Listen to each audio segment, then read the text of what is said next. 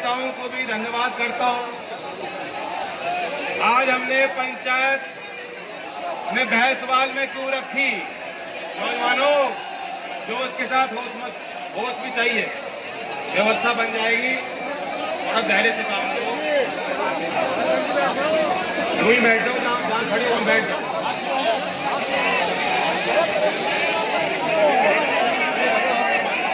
हमने भैंसवाल इस स्थान को क्यों चुना?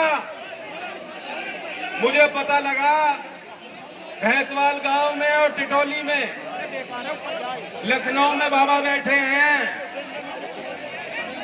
उन्होंने यहाँ पुलिस भिजवाई और घर घर जाकर यहाँ कुछ अधिकारियों ने बदतमीजी की थी। बताओ बात सही है कि नहीं है?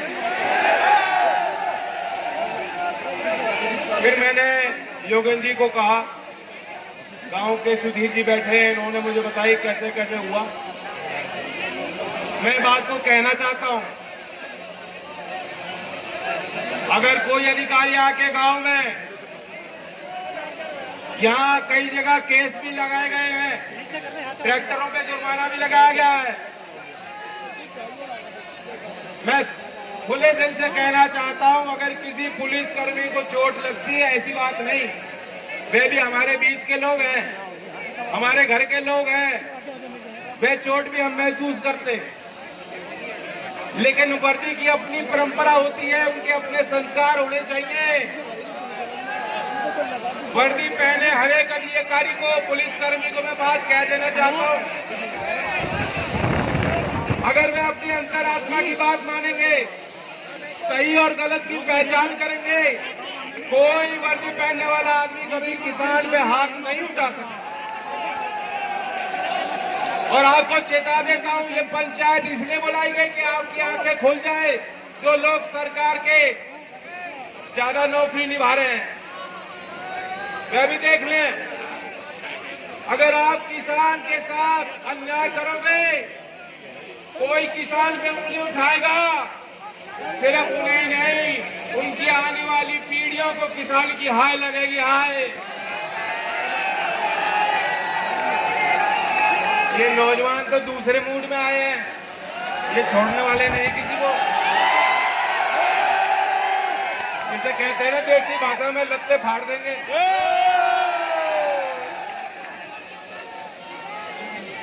ये जो गूंज आज आ रही है, इसे बना के रखना है। फिर मुझे कहा गया जी यहाँ तो अनुमति नहीं मिली पंचायत करने की, धारा 144। योगी जी आपका माथा बहुत बड़ा है, 144 यहाँ छपवा लो। हम तो फिर भी ना रुके, ना आज रुके ना कल रुकेंगे। रोक लो, रोक सको तो। और क्यों रुके? हमने क्या गलत कर रहे? ये वो लोग हैं जो बनाना जानते हैं, निर्माण करना जानते हैं। देश को आजादी की लड़ाई में इन्होंने योगदान दिया, देश को बनाने का काम कर रहे हैं, पेट पालने का काम कर रहे हैं। और आज तो तिरंगा भी आपने दिखा दिया। ये भाजपाइयों को तो दूसरा झंडा थामना पड़ेगा, तिरंगा न बचाएंगे। ये वो लोग हैं जो जब इन्होंने तिरंगा चलाया था, लड़ाई लड़ी थी, उनके हाथ में तिरंगा नहीं था, वह नहीं फहराते थे। और आज वे लोग आपको कह रहे हैं कि तुम लोग बागी हो गए, तुम्हारे अंदर राष्ट्रीयता नहीं बच रही। ये दलाल, ये झूठे लोग ये कह रहे हैं किसान आतंकवादी है, इन्हीं की मित्र मंडली के लोग हैं। मुंबई वाले बैठी हैं, कंगना रनौत, उनका तो नाम है ना भाइयों। पहले उनकी फिल्म देखियो, माफ है, आगे उनकी एक पिक्चर मत देखना तुम, जो तुम्हें आतंकवादी बताती हो। और आपको पता है ये वही लोग हैं जो शहंशाह बैठे हैं दिल्ली में, उन्हीं के मित्र मंडली है। एक उन्हीं के इशारे पे काम हो रहा है सारा। वही भाषा, कोई खिलाड़ी है, कोई एक्टर है, कोई सेलिब्रिटी है, वही भाषा का प्रयोग कर रहे हैं। और जवाब किसका दे रहे? कोई अंतरराष्ट्र में कोई है जो कह रहा है किसानों के साथ बुरा हो रहा है, हम किसान के साथ। क्या बुरी बात कह दी, किसको बुरी लगी और क्यों चोट लगी उस बात से? ये सच्चाई है। हमने देखा और आपने देखा है, दिल्ली आपकी और आपको जाने से रोका जा रहा है, कील लगाई जा रही है, पक्का काम किया जा रहा है वहां से कभी कोई किसान राजधानी में ना घुस पाए। दुनिया में वो तस्वीर जाएंगी नहीं क्या? और बदनामी किसकी होगी? पूरे देश की बदनामी हो रही है। अगर कोई अंतर्राष्ट्र में बैठा कोई भी व्यक्ति अगर उस पर टिप्पणी करता है, इसमें कोई बुरी लगने वाली बात नहीं है, समझ से परे है। एक तो 18 साल की बच्ची है, बहुत प्रसिद्ध है, स्वीडन की नागरिक है, ग्रेटा थनबर्ग। 15 साल की उम्र में बताता हूं कितने क्रांतिकारी सोच की वो लड़की है। अपने देश के संसद के बाहर बैठ गई थी और दबाव बनाने के लिए आंदोलन रचा। 15 साल की उम्र में 2 बार नोबेल पुरस्कार में वो नामित की गई शख्सियत है, बहुत बड़ी। जलवायु परिवर्तन की कोई अंतर्राष्ट्रीय स्तर की बैठक होती है, वहां जाती है और कहती है भविष्य की पीढ़ियों को बचाना है तो इस पर्यावरण को बचाना है। कौन सी गलत बात कर दी उसने? वहां उसने एक ट्वीट किया कि मैं किसान के साथ हूं और सारे लोग जो एक तरफा उस पर चढ़ बैठे। यहां तक कि दिल्ली पुलिस ने उस पर जो एफआईआर कर दी। कहां जाके, मैं जानता हूं कानून के लंबे हाथ हों, लेकिन कहां जाके पकड़ोगे? कुछ नहीं हो रहा, बदनामी कर दी सबकी और किसान का अपमान कर रहे रोज। मैं ऐसी बात आपके बीच रखना चाहता हूं पंचायत में जिसकी चर्चा होनी चाहिए। बहुत ज्यादा अहंकार आ गया इनके अंदर। मैं 2 नाम आपके बीच रखना चाहता हूं जो शायद मुख्यधारा के मीडिया ने बताए नहीं, उनकी बात छप नहीं रही, लेकिन जो ये जो लड़के हैं, बच्चे हैं हमारे सोशल मीडिया पर जो सक्रिय हैं उन्हें पता है। एक हरियाणा के गुरमुख सिंह हैं, 80 साल के हैं, एक्स आर्मी मैन हैं। पता नहीं कहां से दिल्ली से उनको उठा के दिल्ली पुलिस ने कैद कर रखा है। 80 साल के बुजुर्ग किसान बन के गए थे, कोई अपराध नहीं किया, किसी पर न्याय नहीं किया, किसी से कुछ लिया नहीं, कोई छीना झपटी नहीं करी, किसी के साथ हिंसा नहीं करी। उस 80 साल के बुजुर्ग को क्यों पकड़ा है पुलिस ने? क्यों अमित शाह वहां बैठ के अपने पुलिस से ऐसे लोगों को पकड़वा रहे हैं? क्या साबित होता है? दूसरा नाम जान लो, जीत सिंह जी हैं हरियाणा के, मनोहर लाल खट्टर के गांव के गुरुद्वारे में वे ग्रंथी हैं। भैंसवाल गांव के मैं सबसे पूछना चाहता हूं, गांव पे अगर किसी पे आपत्ति आएगी तो क्या जो भी हो वो ये देखेगा मैं इस पार्टी में, वो उस पार्टी में? नहीं, सब एक हो जाओगे। वहां मुख्यमंत्री के गांव से एक व्यक्ति 70 साल के हैं जीत सिंह, लाठियां बजाई उनके ऊपर, बंद है हाथ। उनकी तस्वीर पूरे देश में जानी चाहिए। ये हमारे बुजुर्ग हैं, हमारे लिए उन्होंने कुर्बानियां दी हैं और आज भी उनकी जो बातें रखी हैं। हमारे हरियाणा के एक पूर्णिया पत्रकार हैं, मनदीप पूर्णिया, मैं आपको बताना चाहता हूं, उन्होंने उनकी बात उजागर की। उन्होंने क्या गलत किया था, वो दिल्ली में कवर कर रहे थे, उन्होंने वीडियो जारी किया। जब सिंगू बॉर्डर पे उन्होंने हिंसा रची, वो रची गई है, अपने आप नहीं हुई, पहले से उसकी तैयारी थी। और वही दृश्य गाजीपुर पे ये लोग करना चाहते थे, चौधरी अजीत सिंह जी ने रोका, वरना वही होता। और यूपी में लोकतंत्र नहीं बच रहा, यहाँ न्याय नहीं मिलता किसी को, गाड़ी में बैठा के गाड़ी पलटा दी जाती है। ये वही करना चाहते थे, चौधरी साहब ने उस बात को पहचाना, रोका और आपकी हिम्मत, आप खड़े हो गए तब से। चाहे मुजफ्फरनगर में हुई हो, चाहे बड़ौद में पंचायत हुई हो, चाहे मथुरा में हुई हो, बिजनौर में हुई हो, और आज भैंसवाल में आप आए, आप इस सरकार की आंखें खोलने का काम कर रहे हो। मनदीप ने, जो मनदीप पूनिया पत्रकार हैं, उन्होंने वीडियो जारी की थी। उन्होंने कहा मैं देख रहा हूं, मेरी आंखों देखी है, भारतीय जनता पार्टी की दिल्ली के पदाधिकारी एक तरफ आए, 4000 पुलिसकर्मी और पैरामिलिट्री तैनात होने के बावजूद सिंघू बॉर्डर पे उनके हाथ में पेट्रोल बम था। पहले वो गाली दे रहे थे। एक हाथ में तिरंगा लेने वाला आदमी, दूसरे हाथ में किसान पे बम फेंकने, पत्थर बांधने वाला आदमी, क्या वह देशभक्त हो सकता है? वह देशद्रोही है। लेकिन उनको नहीं रोका गया क्योंकि पुलिस को ऑर्डर दिए गए थे, उनको नहीं रोक सकती थी। वहां पुलिस खुला मैदान उनके लिए छोड़ दिया था, तुम किसानों पे वार करो। और यही पत्रकार पूनिया जी के शब्द हैं। वो कहते हैं कि वहां उसके बाद उन्होंने जो महिलाओं का टेंट था उसे जलाने की कोशिश की। खूब गायकारी हुकूमत। हमारी बात लिखने वाले किसी पत्रकार पे वार करेगी तो हम उसका जवाब देंगे। ये पंचायत इसकी भर्त्सना करती है। आज की लोकदल के आह्वान पे बुलाई गई पंचायत एक स्वर में होकर अगर कोई किसान पे लाठी बजाएगा, उंगली उठाएगा, उस उंगली को तोड़ने का काम करेंगे। हम धमकी देना चाहते हैं।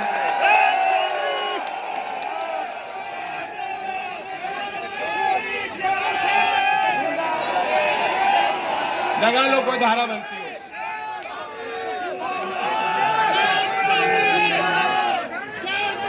और मैं बताऊं, जीत सिंह का मैं उदाहरण दे रहा था, जो हरियाणा के खट्टर के गांव के क्या कर रहे थे, वो कहां से उठाए गए।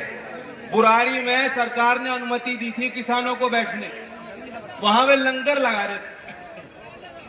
30 तारीख को लंगर लगा के जब बाहर निकल रहे थे, वहां से पुलिस ने उनको उठाया है।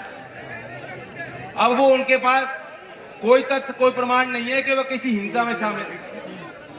उसी तरह से हमारे पश्चिमी यूपी के कई गांवों में नोटिस भेज रही पुलिस, कह रही है तुम तो वहां लाल किले पे पता नहीं क्या क्या कर रहे थे। कोई किसान कभी तिरंगे का अपमान नहीं कर सकता। ये देख लो, आज भी साबित कर दिया। तिरंगा लेके चल रहे हैं गांव में, 2 झंडे लेके चल रहे हैं। हमारे भाई वापस लौटते हैं इसी तिरंगा में लिपटकर, और उसके घर के लोग आंसू भी नहीं बहाते। वो कहते मेरा देश के लिए गया, हमें गर्व है उस पर। ऐसी सोच रखते हैं।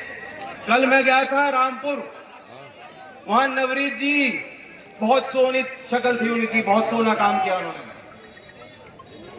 उनकी आखिरी अरदास थी, बहुत भीड़ थी, बहुत पंजाब से लोग आए, हरियाणा से लोग आए, उत्तर प्रदेश के कोने कोने से कोई आकर मुझे मिला के, मैं बड़ौद से आया, पीलीभीत से, बहुत लोग थे। होना चाहिए। प्रधानमंत्री मोदी जी ने एक स्कीम निकाली थी, आशा, बहुत बड़ा उद्घाटन हुआ था दिल्ली में, बड़ा जश्न मनाया गया। वहां प्रधानमंत्री ने कहा था हम ये योजना ले आए, आज के बाद प्रत्येक किसान को जब मंडी पे जाएगा जो सरकारी रेट, कम से कम न्यूनतम रेट मिलेगा। हम और आप जानते हैं ऐसा हुआ नहीं। चाहे बाजरा का ले लो, चाहे मूंजी का ले लो, गन्ने की बात करूंगा मैं, किसी भी फसल को ले लो जहां एमएसपी है, किसान को मंडी पे एमएसपी नहीं मिल रही। अगर सरकार सुधार करना चाहती थी, यहां सुधार करती। हमारे किसान जानते हैं कि खेती महंगी होती जा रही है, उसमें निवेश करना पड़ता है। आज तो खेतों में लंबी लंबी तार लगानी पड़ रही है बचाने के लिए। किनसे बचाते हो? बगैर कोई लोन नहीं मिलता किसानों को। वो सीमा थी 1 लाख रुपए की। 2019 में आरबीआई ने उसे 1 लाख से बढ़ाकर 1,60,000 कर दिया। यही बात है ना, 1,60,000 रुपए तक किसान लोन ले सकता है बिना जमीन को गिरवी करे। उद्योगपति को जाएगा तो उसे 1 से 2 करोड़ का लोन मिल जाएगा 1 घंटे के अंदर, बिना कोई जमीन को गिरवी किए। किसान को नहीं मिल सकता। किसान को कैसे कैसे पैसा जोड़ करके खेती कर रहा है किसान। अगर सुधार करना था, अभी बजट पेश हुआ है, मोदी जी कह देते, वित्त मंत्री कहती कि ये 1,60,000 नहीं, ये 10 लाख हो जाएगा, ये 15 लाख हो जाएगा, 20 लाख हो जाएगा, तब किसान देखते कि हाँ कुछ हुआ। अगर सुधार करना था, बिजली बहुत महंगी हो गई बिजली, अब ट्यूबवेल पे भी मीटर लगा रही है सरकार। बताओ बिल देने का बहुत है क्या? नहीं दे पाने के। जमीन भी जाएगी, घर भी लुट रहा है, खाद डीएपी महंगी कर दी, डीजल का भाव तो कोई बात ही नहीं करता।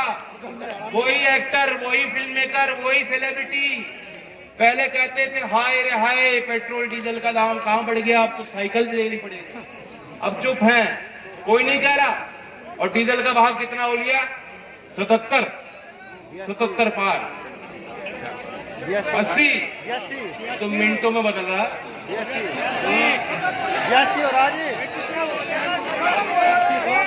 अगर सुधार करना था तो यहां सुधार कर सकते थे कि किसान को सब्सिडी देंगे। बताओ राजी हो कि नहीं इस बात को?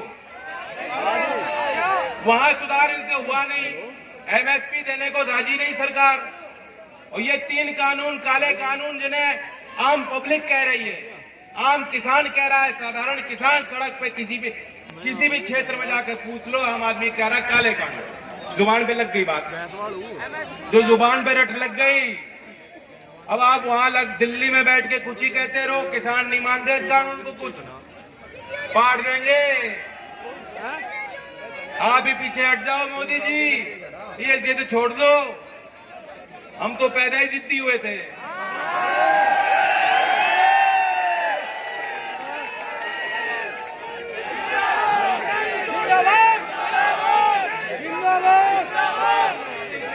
गन्ने की बात पे आ जाऊं, बहुत ओलिया यही इसी क्षेत्र का है मंत्री, इसी जिले का। कैराना के चुनाव में उन्होंने कोशिश की थी, हमने एक ही नारा दिया था, वो नारे में आप जीत गए थे, जिन्ना जीतेगा या गन्ना जीतेगा, गन्ना जीता।